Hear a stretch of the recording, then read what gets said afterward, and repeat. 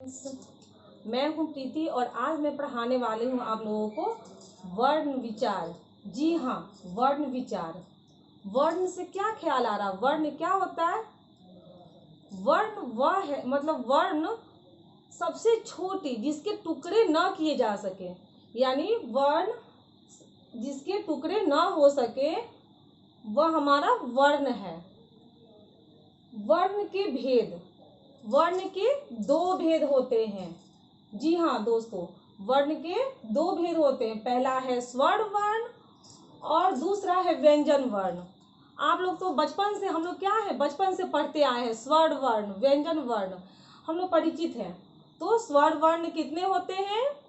स्वर्ण वर्ण जो है वो मात्रा में 11 होते हैं। 11 कौन कौन होते हैं? अ, आ, छोटी ई, बड़ी ई, छोटा उ, बड़ा उ, री, ए, ओ, औ। अब आप सोच रहे थे हम क्यों रुक गए? क्योंकि जो स्वर है वह 11 है और अंग अ में कुछ सरप्राइज है जो मैं लास्ट में बताऊंगी, अभी नहीं बताऊंगी। ठीक है, तो अभी आप इतना समझें कि स्वर वर्ण जो है वह 11 होते हैं। रेडी। तो अब बारी है स्वर वर्ण के भेद की। स्वर वर्ण के कितने भेद होते हैं? स्वर वर्ण के 3 भेद होते हैं। पहला है हर्ष स्वर, दूसरा है दीर्घ स्वर और तीसरा है प्लुत स्वर। आपको ये नाम न्यू है, ठीक है। मैं कोशिश की हूँ, हिंदी की एक कहावत है, गागर में सागर भरना, तो मैं यहाँ पर वही कोशिश की हूँ कि मैं गागर में सागर भरूं। ज्यादातर हम लोगों को सुनने में मिलता है कि स्वर वर्ण 2 होते हैं, हर्ष स्वर और दीर्घ स्वर, किंतु एग्जाम के अकॉर्डिंग देखा जाए तो उसमें बहुत पूछता है प्लुत स्वर क्या है। ठीक है, तो यहाँ पे मैं उसको भी ऐड की हूँ।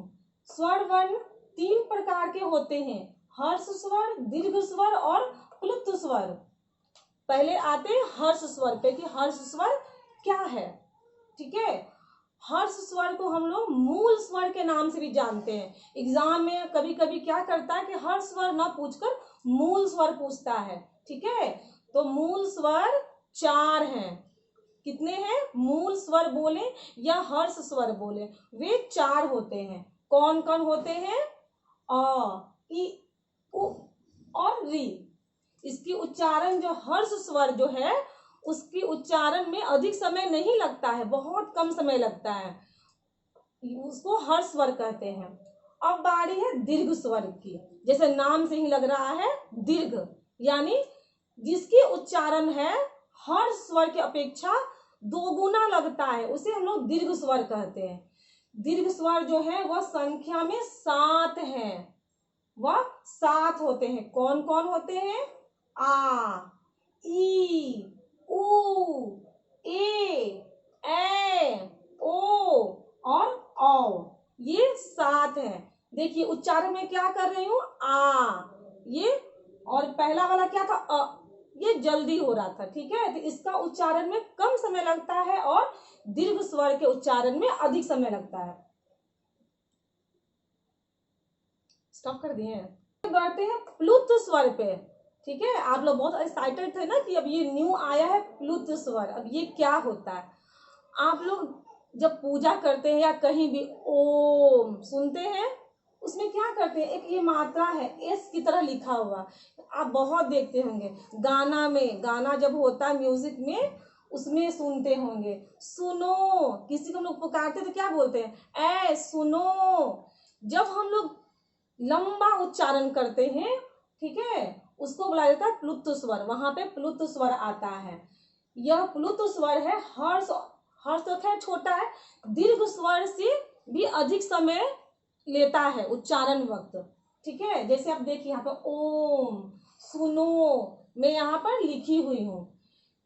इसको ये भी बोल सकते हैं कि दीर्घ स्वर से तिगुना जो समय लगता है उच्चारण करने में, वहां पर प्लुत स्वर होता है। और इसका जो जो साइन है वह ऐसे लिखा जाता है, एस की तरह। ठीक है, ये तो हमारा हो गया स्वर जो 3 होते हैं। अब बारी है व्यंजन वर्ण की। व्यंजन वर्ण, वर्ण के जो 2 भेद होते हैं, स्वर वर्ण और व्यंजन वर्ण। तो स्वर वर्ण तो मैं यहाँ समझा दी हूँ। अब बारी है व्यंजन वर्ण की। व्यंजन वर्ण भी आप लोग पहले से जानते हैं कौन कौन होते हैं, ठीक है। तो व्यंजन वर्ण होते हैं वो मात्रा में 33 यानी 33 होते हैं। और ये कौन कौन होते हैं? क वर्ग, च वर्ग, त वर्ग, त वर्ग और प वर्ग। अब बोलिएगा कि मैं क वर्ग, च वर्ग, प वर्ग क्यों बोल रही हूँ? क वर्ग के अंदर क, ख, ग, घ, अंग, ठीक है। व्यंजन वर्ण जो होता है वह स्वर्ण वर्ण की सहायता से बोली जाती है, यह स्वतंत्र नहीं होता है, ठीक है। इसमें देखिए जो भी मैं मात्रा लिखी हूँ सब में हलंत लगाई हूँ, जिससे क्या है कि इसमें जो स्वर छिपा हुआ था वह अलग हो गया है, ठीक है। जब स्वर्ण वर्ण की सहायता से जो बोले जाते हैं वह व्यंजन वर्ण है, और व्यंजन वर्ण है वह 33 है। क वर्ग, च वर्ग, ट वर्ग, त वर्ग, प वर्ग। इतना ही नहीं है, और नीचे में क्या है? य, र, ल, व, त्लाबे स, मूर्धनी स, ह, त्लाबे स, मूर्धनी स, दंती स और ह।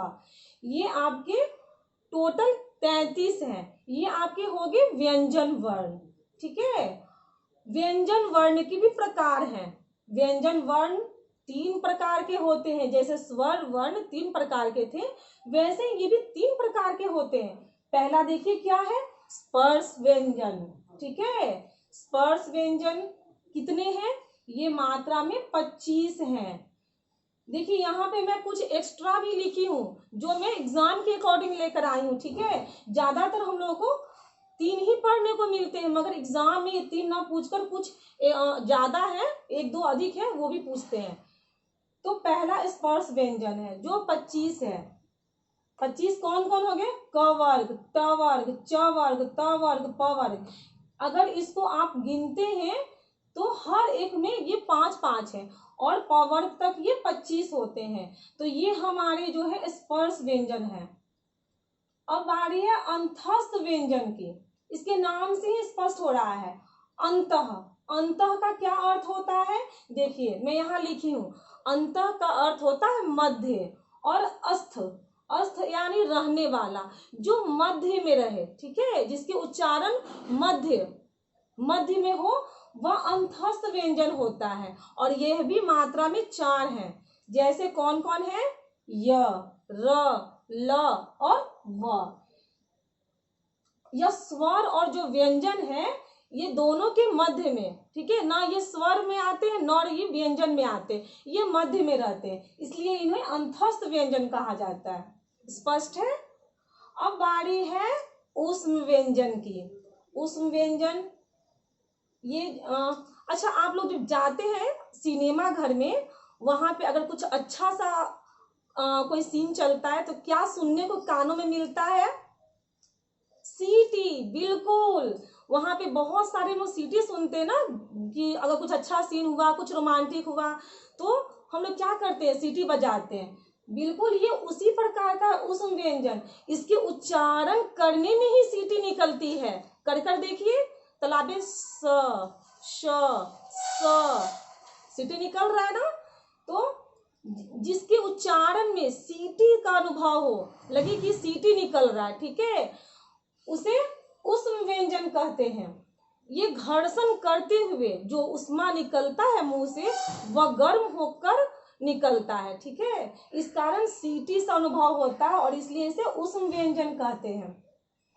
अब बारी एक न्यू जो मैं लेकर आई हूँ, उच्छिप्त व्यंजन, जो आपको किताब में नहीं मिलता है, ठीक है, ये ज्यादातर परीक्षाओं में पूछा जाता है। ये है उच्छिप्त व्यंजन। उच्छिप्त व्यंजन क्या है? ड और ढ ये 2 होते हैं। इसके उच्चारण में आपको जोर से झटका जैसा महसूस होता है, ड और ढ, इसलिए इसे उच्छिप्त व्यंजन कहते हैं। और एक और है, ये भी आपके लिए न्यू है, यह है पार्श्विक व्यंजन। पार्श्विक व्यंजन इसका नाम इसलिए है कि जब हम ये संख्या में 1 है ल, अब ल का जब उच्चारण करते हैं तो देखते होंगे कि जो हवा है, जो उच्चारण करने पे जो हवा निकलती है वह जीभ के दोनों साइड से निकल जाती है, ठीक है। जब उच्चारण करते वक्त हवा दोनों साइड से, जिह्वा के दोनों साइड से निकले तो उसे पार्श्विक स्वर कहते हैं, और वह मात्रा में एक है, वह है ल। देखिए उच्चारण करके ल, हवा साइड से निकल रही है, ठीक है। तो देखा जाए तो व्यंजन वर्ण के 4 प्रकार है, मगर हमारी किताब में 3 प्रकार का व्यंजन वर्ण मिलता है, मगर एग्जाम के पर्पस से उच्छिष्ट व्यंजन और पार्श्विक व्यंजन बहुत इंपॉर्टेंट है, क्योंकि ये बहुत पूछता है। अब बारी है, मैं जैसे ये दोनों न्यू लाई हूं वैसे कुछ और भी खोज कर लाई हूं, वो है द्वित्व व्यंजन, ठीक है। द्वित्व व्यंजन क्या है? समान ध्वनि वाले 2 वर्ण जब आपस में जुड़ते हैं तो वो द्वित्व व्यंजन होते हैं। जी हाँ, सोचिए आपस में समान ध्वनि कौन से जुड़ते हैं? देखिए जैसे पक्का, कच्चा, यहाँ पर देखिए क, कोई भी बोले ना जो वर्ण है सेम ही वर्ण 2 बार जब आता है तो उसे वैसे को क्या बोलते हैं? द्वित्व व्यंजन बोलते हैं। अब बारी है अयोग्यवाह। ये सब नाम न्यू है, किंतु ये एग्जाम के लिए बहुत महत्वपूर्ण है। ये सब बहुत पूछा जाता है एग्जाम में। अयोग्यवाह क्या है? इसका संबंध ना तो स्वर के साथ है और ना ही व्यंजन के साथ है, ठीक है। जैसे मैं कहीं एक और जगह पढ़ाई थी ना स्वर और ना व्यंजन के साथ है, कोई नहीं छोड़िए। अयोग्यवाह जो है इसका संबंध ना तो स्वर के साथ होता है ना तो व्यंजन के साथ होता है, और यह भी मात्रा में 2 है, अंग और अ। यह जो है स्वतंत्र नहीं होता है। देखिए इसमें क्या है, आप सर पे देखिए बिंदु है और यहाँ पे अह की मात्रा है, तो यह स्वतंत्र नहीं है, और स्वर जो होते हैं वो स्वतंत्र होते हैं, इसलिए इसे यह स्वतंत्र में इसकी गिनती नहीं होती है। चूंकि यह स्वर के साथ आता है, स्वर के लास्ट में अंत में इसको लिखा जाता है, इसलिए यह व्यंजन भी नहीं है, इसलिए इसको हम लोग अयोग्यवाह में रखते हैं। अब बारी है संयुक्त व्यंजन की। संयुक्त व्यंजन कौन कौन है? पहले जानिए कि संयुक्त व्यंजन जो है वो 4 है। कौन कौन? छ, त्र, ज्ञ और स्र। ये संयुक्त क्यों है? क्योंकि ये 2 वर्णों के मेल से बने हैं। छ जो है वह कैसे बनता है? क और मूर्धनी स के मेल से छ बनता है, ठीक है। ये एग्जाम में पूछा जाता है कि छ मतलब कैसे बनता है, किसके मेल से बनता है, तो क और मूर्धनी स के मेल से छ बनता है। त्र जो है वह त और र के योग से बनता है त्र। ज्ञ जो है ज और य के मेल से बनता है ज्ञ। और स्र जो है वह स और र के मेल से बनता है स्र, ठीक है। तो यह हमारे संयुक्त व्यंजन हो गए। वर्ण 2 प्रकार के होते हैं, स्वर्ण वर्ण, व्यंजन वर्ण। स्वर्ण वर्ण 3 प्रकार के होते हैं, हर्ष स्वर, दीर्घ स्वर और प्लुप्त स्वर, ठीक है। हर्ष स्वर जो है उसको हम लोग मूल स्वर भी कहते हैं, जो है अ, ई, उ, दी। दीर्घ स्वर है वह मात्रा में 7 होते हैं, आ, ई, उ, जिसकी उच्चारण दीर्घ हर्ष स्वर की अपेक्षा अधिक उसे 2 गुने हो वह दीर्घ स्वर होता है। प्लुप्त स्वर होता है दीर्घ स्वर से भी 3 गुना समय लगता है उसे बोलने में, वह प्लुप्त स्वर है, ठीक है। व्यंजन स्वर जो है वह 33 होते हैं, कवर्ग, चवर्ग, टवर्ग, तवर्ग, पवर्ग, य, र, ल, व, तलाबी स, मूर्धनी स, दंती स, ह। व्यंजन जो है वह 3 प्रकार होते हैं उसके, स्पर्श व्यंजन, अंतस्थ व्यंजन, ऊष्म व्यंजन। स्पर्श व्यंजन जो है वह 25 है, कवर्ग, चवर्ग, टवर्ग, तवर्ग और पवर्ग। अंतस्थ व्यंजन है वह 4 है, य, र, ल और व। ऊष्म व्यंजन भी 4 है, तलाबे स, मूर्धनी स, दंती स और ह। उच्छिष्ट व्यंजन 2 है, ड और ढ, ठीक है, वो झटके से बोला जाता है। 3, पार्श्विक व्यंजन वह एक है जब हवा जो है जिह्वा के दोनों तरफ साइड से निकलता है, वह पार्श्विक स्वर है और वह एक है ल। द्वित व्यंजन जो है वह दो ध्वनि समान, जो दो समान ध्वनियां हैं उसके मेल से बनती हैं, जैसे पक्का, कच्चा। ठीक है, ये हमारी ये द्वित व्यंजन हो गया। ठीक है, समान ध्वनियां जो है समान वर्ण के मेल से जो बनती है, पक्का, कच्चा, वह द्वित व्यंजन है। फिर है अयोग्यवाह। अयोग्यवाह भी दो है, अंग अ, क्योंकि यह ना तो स्वर है ना तो व्यंजन है। ठीक है, ये मध्य में आता है उन दोनों के बीच में, तो ये है हमारा अयोग्यवाह। और लास्ट है संयुक्त व्यंजन जो 4 है, छ, त्र, ज्ञ और स्र। ठीक है, आज की वीडियो में बस इतना ही। अगर आपको मेरा वीडियो अच्छा लगा हो तो प्लीज इसे लाइक और सब्सक्राइब कर दें। धन्यवाद।